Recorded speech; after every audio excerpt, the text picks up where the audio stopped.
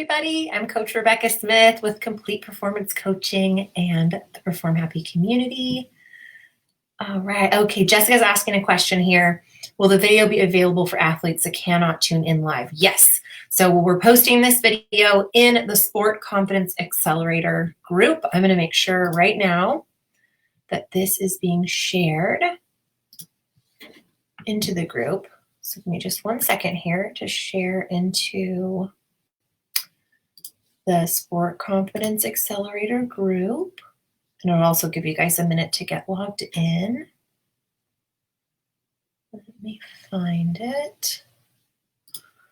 Sport Confidence Accelerator. Okay, I'm sharing there. If you haven't joined us there yet, do that right away. That's where all the good stuff's going to be this week for our series. Okay, so that's happening.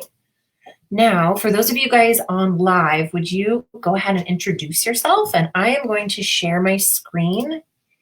And I want you to tell me if you can see it. I've been sort of fiddling with this screen sharing thing. So if you're on live, let me know the answer to these questions. So it says, introduce yourself. Let us know if you're an athlete, if you're a coach, if you're a parent, if you are all three, where you're from, what your sport is, what the level is, and then anybody who can't be on live, go ahead and catch the replay. So if you're watching the replay, just comment replay, and then you'll know to go back and watch from the beginning. So introduce yourself, say hi. This is day 1 of 3 days of a video series that I am calling Successful Sport Reentry. And this is going to center around 3 very important things that as athletes go back into their sport, they want to have tip-top. So today is about resilience, and that's about bouncing back. And we've all of us, parents, athletes, coaches, humans, animals even, we are all having to bounce back from this unprecedented situation. And now here we go. We're getting back into life. We're getting back into sport. And I've been hearing a whole gamut of things from athletes going in and feeling great, stronger than ever.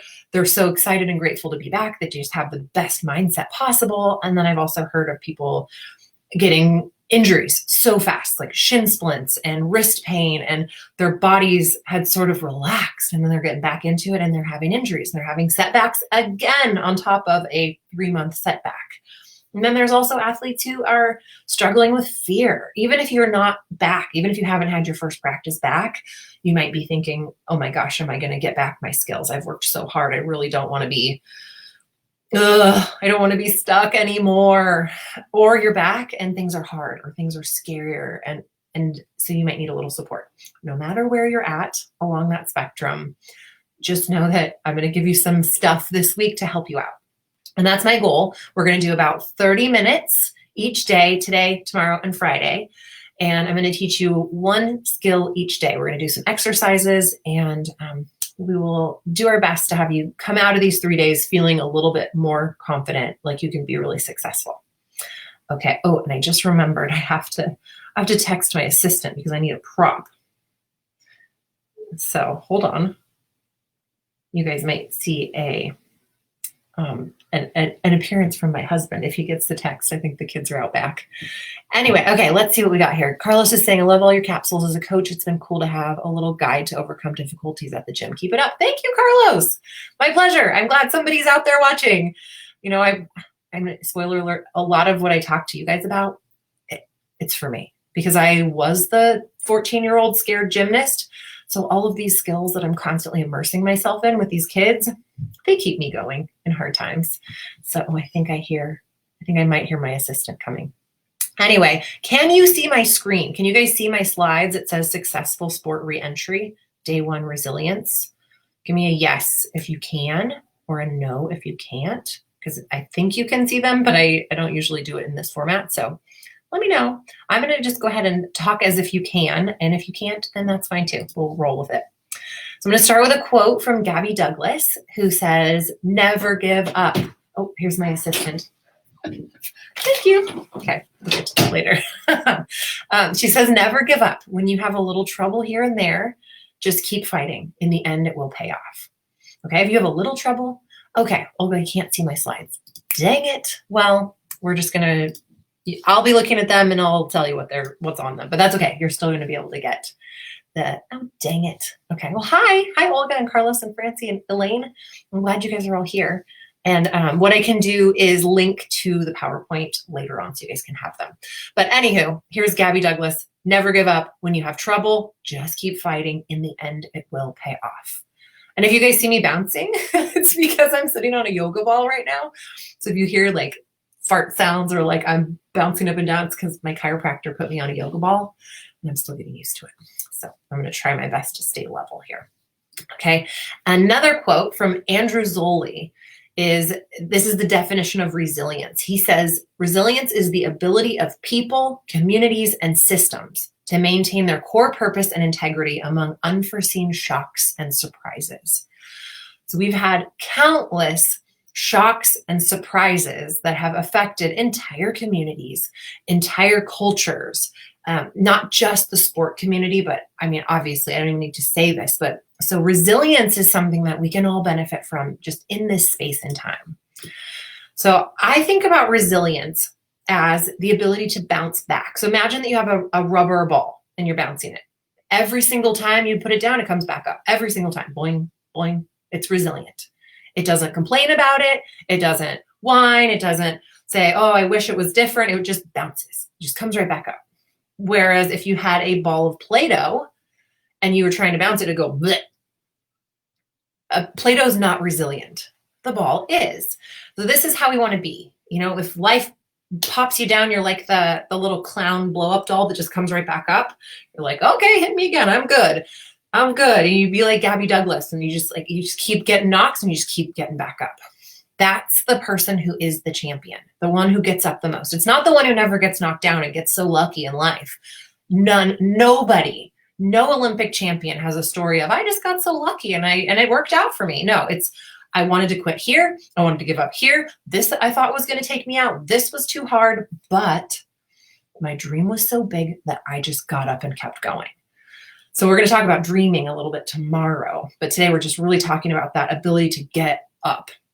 Now that I have a few of you guys signed in live, go ahead and chat in where you're from and what sport you participate in, any fun facts. I would love to kind of get an idea of who's here with us so I can tailor my examples. I know we've got a figure skater.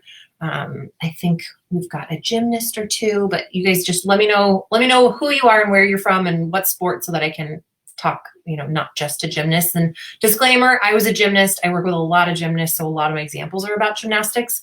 But for any non-gymnast, don't let that throw you off. All of these mental skills apply to gymnastics and all sports and business and life. Like, it's all good stuff. So here we go. Okay, let's see. We got gymnastics. We got figure skating. Hi, Natalia.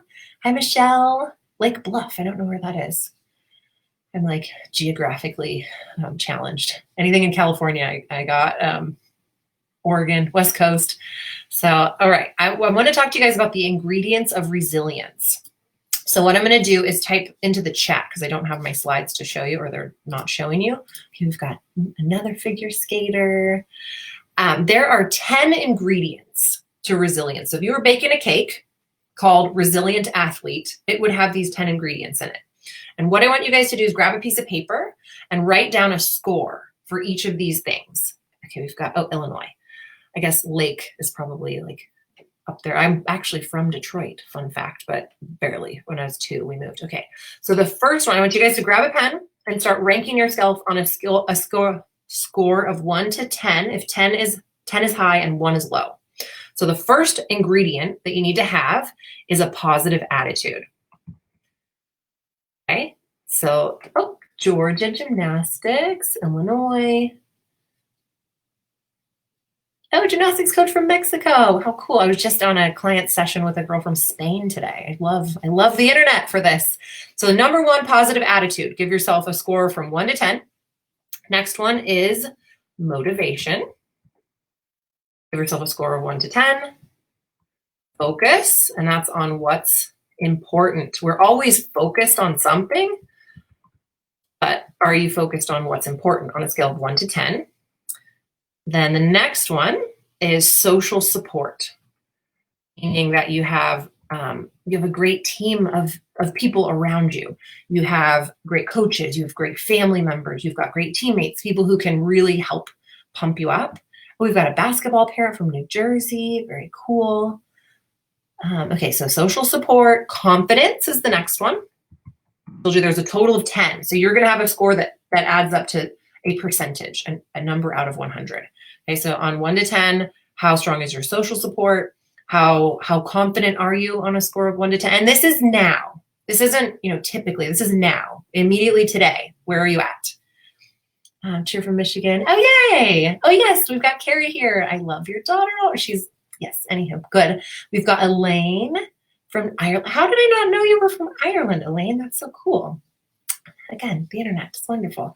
Okay, so we got social support, we got confidence, challenge, skill, balance. Now, this one means that you are challenging yourself the right amount. So if you're challenging yourself too much, it's going to make you not that resilient because you're not having fun. If you're not challenging yourself enough, you're not going to be fired up enough or excited enough about your goal. So challenge, skill, balance. 1 to 10. Then striving for excellence. That's the idea of like, I want more out of this sport, out of this life. How much on a scale of 1 to 10 are you striving for excellence? Or are you like, whatever, I'd rather watch Netflix, it's fine, I'll get around to practice. Or are you the one who's like up early, ready to rock? Okay, so striving for excellence. Hope is the next one. A fighting spirit. And communication. Okay, so take a second and do a little math. So you've given yourself a 1 to 10 on each of those. And then I want you to put in the chat, what is your resilience percentage? What is your resilience score? So you'll have a number between 1 and 100. And I just want to see, where do you guys fall? And usually I'll see a number, anywhere from 25 to 80, or, there is no right answer for you. But what I want you to recognize through this process is, do you have room for improvement? And especially, is there one of those that I mentioned that you're like, ooh, I'm low on that, or like, wow, I'm not good at communicating, or yeesh, my confidence could definitely serve to be a little bit better. Notice if there's one that is holding, here I go, I'm like wobbling around on my yoga ball. Sorry, I'm not always this wild over here, but notice if there's one in particular that you're like, yeah, that could be the reason that I'm not bouncing back as quickly, or that could be the reason why I'm nervous, or that could, so, and then if you have one that really stands out, let us know. What is it? Where's your room for improvement? Is it positive attitude? Is it motivation? Is it your focus, your social support, okay, so Michelle says 66. All right. Is it your challenge, skill, balance? Do you need a bigger challenge? Do you need to actually cut yourself some slack? Are you striving for excellence as much as you could be? Are you hopeful? Are you fighting? Are you willing to get up and fight the good fight for your dream? And communication.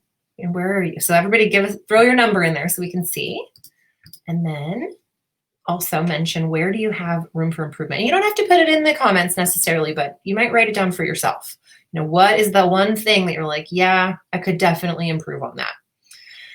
And then we're going to do a little exercise on something that underlies all of those things. So we have those 10 things that set you up for resilience, that allow you to be the ball that bounces, the little bouncy clown who just keeps coming back up with a smile on its face, like, yes, let's go again. That's okay. Let's try it again. I learned a lesson. Here we go. Everybody fell down. I'm going to get up quicker. What gets you to that place where you can be motivated and excited and hopeful and keep popping back up is something called self-worth. Okay, and self-worth ties in directly to this time that we're in. And so it's important, and I felt like it would be really important to talk about this with you guys today. But why does self-worth is one of those like, yay, feel good about yourself, hooray, kind of things that people, I think, especially teenagers, are like, what? How is that going to help me in my sport? But I'll explain to you in a little bit after we do a little exercise here. Okay, so we've got a 62, motivation and positive attitude. Great. And when you pinpoint where's the room for improvement, then you can easily get some action steps in place. Like, all right, I want to work on my attitude. What are some ways I can do that? I want to work on my motivation. How can I get that going? So self-worth for our purposes, I'm going to define as a feeling that you're a good person who deserves to be treated with respect. And if you have that, if you deeply understand that you are a good person who deserves to be treated with respect, it will change everything. I'm going to tell you a quick story about a girl who I used to coach. I was a gymnastics coach for about 15 years. My nemesis was the beam when I was a gymnast, because I couldn't go backwards and I had mental blocks and I would freeze up, and I was always the kid in tears, or always the kid who was like, oh, my back, I can't do any more back walkovers. It really did hurt, but I think my brain was doing a lot of the like, oh, don't go, oh, you're in pain. So I was coaching beam, of course. I ended up being the beam coach. And we were at a competition. It was with one of my level 9 gymnasts. So it's a pretty high level gymnast. She had 2 passes on the beam. One of them, her 2 challenging passes that she was always like, oh, this one and that one. One was a switch leap back tuck. And one was, I think, her back handspring back layout, or back handspring series. So she had these 2 challenging passes. And she had this idea that she could only ever get one. If she made the first one, she'd fall on the second one. If she missed the second one, or she missed the first one, she'd nail the second one, because then she was like, what do I have to lose now? And so she's at this meet and she fell on one of them, which she had been doing in practice. So it's totally reasonable. It wasn't automated yet. It wasn't confident yet, but she fell on one of them. And then she gets off the beam and she comes to me with her head hung, and she's like, I'm a horrible person. And it absolutely broke my heart. I was like, are you kidding? You're the least bad person I know, like, on this planet. This girl, she was the hardest worker, and she cared so much, and she was the kindest teammate. And she came off that beam because she fell. She still got like a 9.2 with a fall. And she comes to me and she had her head hung, and she truly believed I'm a horrible person because I made that mistake. So she lacked self-worth. She didn't have the feeling that she was a good person who was worthy of love and respect when she didn't perform well. And I think a lot of us have that. I know I have an affirmation on my wall that says, I'm valuable no matter what I do and no matter who notices, because I need that constant reminder. It's not about me being like, hey guys, do you like me? Give me some comments, like give me some testimonials, then I'll be okay. I can't operate that way. I have to know I'm okay. I have a message. I'm going to deliver it. If people like it, great. If they don't like it, that's okay. I'm okay. Even if I totally blow it and you guys are like, wow, what a waste of time. I am okay. Okay. So I want to have a little chat here with you guys about how you build self-worth. Okay, I'm going to give you a series of different things that it's going to be a question. Does this build self-worth or does it not? So does your value depend on your goals? Do you think that you have more value when you have bigger goals? Yes or no? And I want you guys, just for the sake of our chatting here, keep a running tally. So every time you say yes, just give yourself a tally. Okay, and then at the end, we'll see how many points you've racked up. Okay, so if you think that your goals determine your value, give yourself a point. Next one is your level or ability in sport. So if you think that when you have a higher level or you have more ability, you are more valuable, give yourself a point. Your age. So if you think that being younger or being older, or a specific age earns you more value as a human, give yourself a point. Your appearance.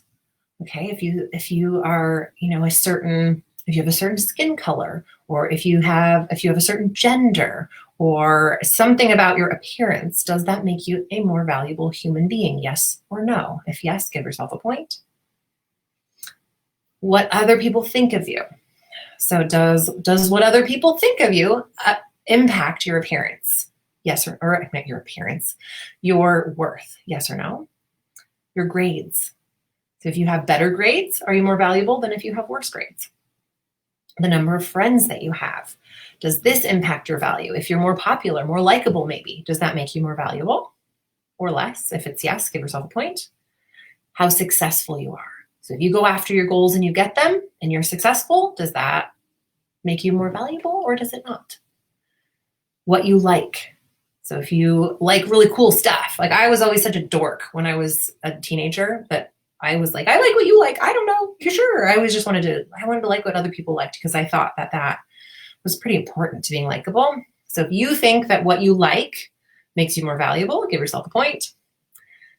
Now, here's an interesting one. What you say. So what your words are. Does that impact how valuable you are as a human? Yes or no? What you think. So if you have negative thoughts, are you less valuable than if you have positive thoughts, happy thoughts, kind thoughts? So if what you think impacts your self-worth, give yourself a point. How you behave, the way that you show up in the world, the way that you impact other people. So if you think your behavior impacts your value, give yourself a point. Okay, so give yourself a grand total and then put that in the comments. How many of those do you feel like contribute to your value, your self-worth? Right? I'm always interested to see the numbers there. Now I have a question for you. This is what my lovely assistant was bringing me. $20. Does anybody want this? You know, you can like raise your hand and I'll pretend like I can see you. Anybody want this $20? Like anybody want me to just put this in an envelope and mail it to you? Anybody? Anybody? Okay, I'm going to assume that you're all raising your hand. Yes. Yeah, if I was going to give you $20. Okay, all right, let's see. Michelle says 8. Okay, so 8 of those things are important to your value. And Michelle, do you want this? Okay, we've got, Allison says 0. Aditi, am I saying that right? Says 9. Okay. We got a 1. And I love this because it's always it's a big spectrum. And I'm going to get around to, after I talk about the money, I'm going to get around to what I mean here. Okay, we've got a 2. Cool. So I'm going to assume we all would take this, right? If we're all in the room together and I'm like, who wants this money? You'd all be like, sure, I'll take it. Okay.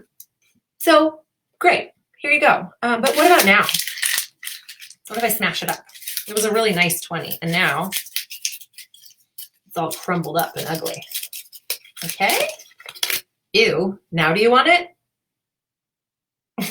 Okay, I did this with my members in Perform Happy the other day, and they were like, yeah, we still want that. Of course, we still want it. Yeah, okay, Lisa's got her hand up. Lisa still wants it. Anybody else still want this? Okay, even though it's all wrecked, it doesn't look as nice. It's not going to probably go in the vending machine anymore. Not that, I don't know if vending machines even take a 20, or even like they take cash anymore. But anyway, you still want it even though it's all wrecked? Okay, what if I stomped on it? What if I rubbed it in the dirt? What if I yelled at it and was like, you're no good? What if I told you guys this is the worst 20 ever? It has done nothing good. Nothing.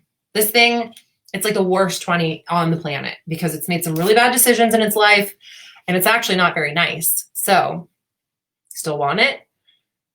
The answer is yes, right? Because the value exists regardless of what it looks like, what its history is, any of that. Sure, Allison would still want it. Why not? I'll take a crumbly old 20. That'll still buy a pack of gum or whatever, $20 to buy anymore.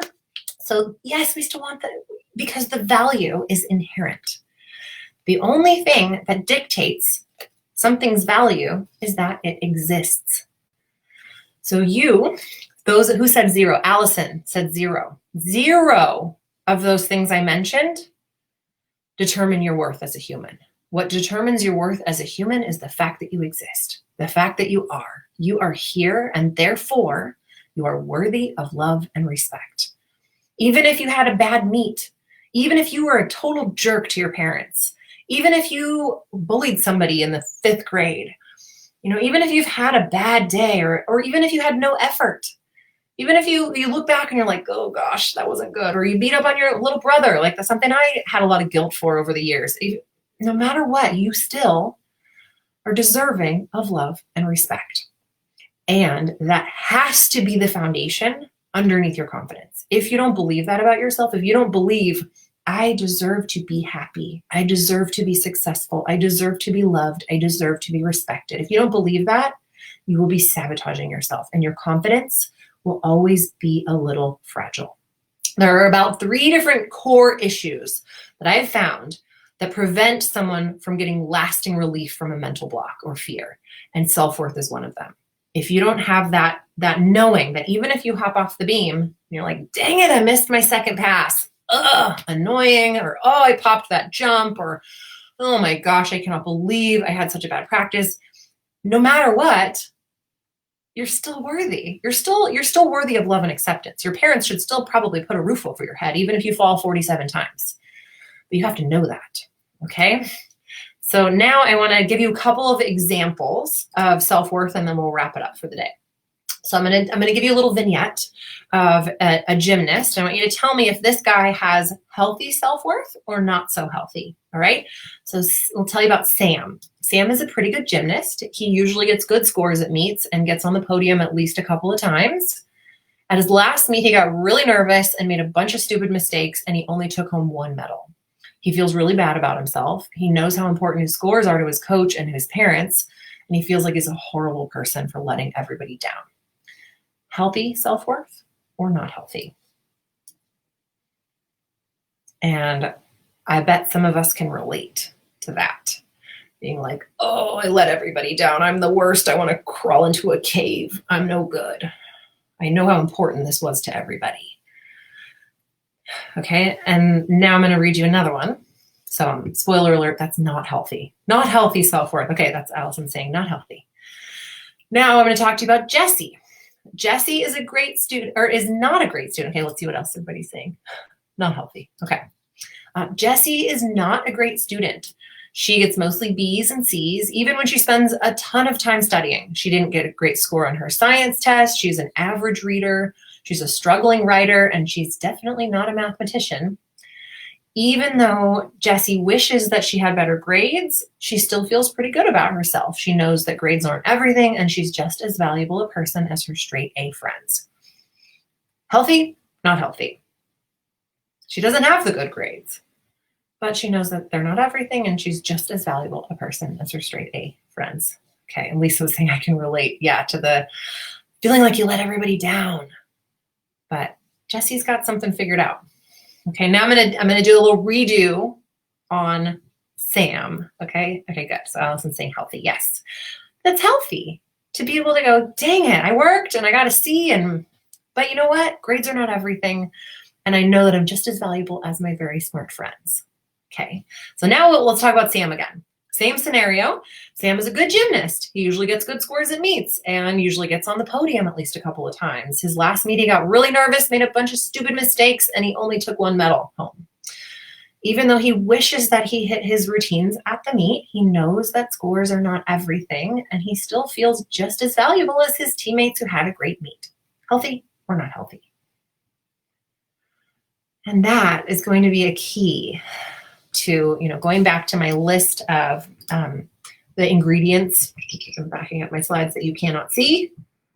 Very, very exciting for you, no doubt. Going back to, so healthy. Yes, healthy. Our ingredients of resilience, again, are positive attitude. If you know that you're okay and scores are not everything, you're going to have a better attitude. Motivation. If you know that no matter what happens, it's all good and you deserve love still, you're going to be more motivated to try and risk failing. If you know that you're going to be okay no matter what, you can stay focused on what matters. Instead of being like, I hope I don't mess up, you're going to go, I'm going to do this on the way in, I'm going to do this on the takeoff, and now I'm going to hold this position and I'm going to land. You can focus on what's important if you're not so worried about disappointing everybody all the time. Social support and unity. That's going to be better if you're a positive influence instead of the person who's sulking in the corner after a bad performance. You're going to be a better teammate if you're like, good job, teammate, I'm so proud of you, instead of being jealous. I have another assistant. My 2-year-old is coming, so apparently it's time to wrap it up. You're going to be more confident. You're going to be able to choose bigger challenges for yourself. You're going to strive for excellence. Oh my gosh, she's probably naked, otherwise I would let her in. You're going to have more hope. You're going to have a fighting spirit. You are going to be able to better communicate because you know it doesn't really matter what other people think of you, and you can speak your truth. So that is my spiel for today. Today, I want you guys to tap into that self-worth and know that no matter what happens, oh my gosh, hold on, I better grab her. Hi. Oh, good, you're not naked. Oh, Mom. Hi, babe. You want to say hi? Yeah. Oh, beautiful. This is Violet. She wanted to participate. You want to say hi? Hi. Hi, everybody. There's your bobbies. You can't see them, huh? I can't see. see them. You can't see them. They're there though. All right. So thank you for watching. I will be back tomorrow. We're going to talk tomorrow about mental toughness. And then the following day, Friday, we are going to talk about confidence. So for those of you who want more support, more goodies, more tools, I put a link in the live video that you can download our new free thing on it's your sport confidence roadmap. So anybody who's looking to up level their confidence, check that out. Roadmap. It's a roadmap. Yes, you can download a roadmap if you would like to. And I will see you guys tomorrow. Thanks for being here. Bye.